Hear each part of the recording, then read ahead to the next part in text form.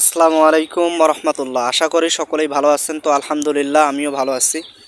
তো আসছে আগামী 12 এপ্রিল রোজ শনিবার বাংলাদেশের ঢাকা শহরে বৃহত্তম মিছিল, সেটা হচ্ছে ইসরায়েলের পণ্যকে আমাদেরকে বয়কট করতে হবে এবং ফিলিস্তিনের পাশে আমাদেরকে দাঁড়াতে হবে, গাজাবাসীদের পাশে আমাদেরকে দাঁড়াতে হবে।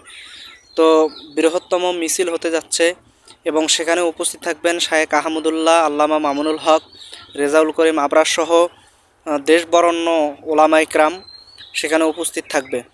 তো ইনশাল্লাহ আমিও উপস্থিত থাকব। আমরা তাদেরকে কোনোভাবে যদি সাহায্য করতে না পারি, অন্তত মিছিলে আমরা সবাই একত্রিত হয়ে তাদের পাশে তো দাঁড়াতে পারবো। এটা তো আমরা দাবি করতে পারবো যে আমরা তাদের পাশে মিছিলে মিছিলে অংশগ্রহণ করে আমরা তাদের পাশে দাঁড়াইছি। আমরা এতটুক তো বলতে পারবো মানুষের কাছে, বা কিয়ামতের ময়দানে যদি আল্লাহ এই বিষয়ে আমাদেরকে ধরে, এতটুকু বিষয় বলতে পারবো যে আমরা তাদের জন্য কিছু করতে পারি নাই, কিন্তু তাদের জন্য আমরা সমাবেশ করেছি, মিছিল করেছি।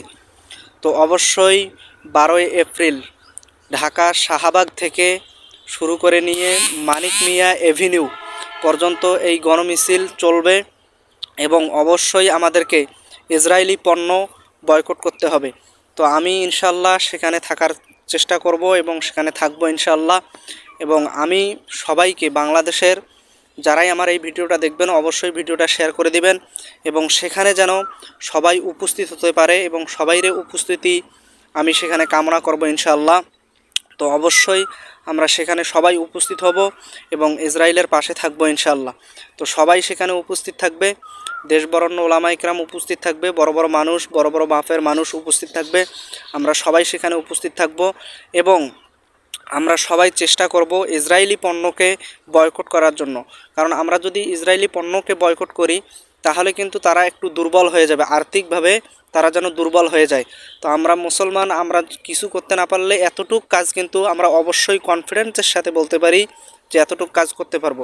তো অবশ্যই ইনশাল্লাহ দেখা হচ্ছে 12 এপ্রিল শাহবাগে গণমিছিলে আমি উপস্থিত থাকব এবং আপনাদের সকলের একান্তভাবে উপস্থিতি কামনা করতেছি।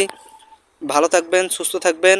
আসসালামু আলাইকুম ওয়া রাহমাতুল্লাহ। দেখা হচ্ছে ঢাকা শাহবাগে। আপনি আসছেন তো অবশ্যই কমেন্ট করে জানাবেন।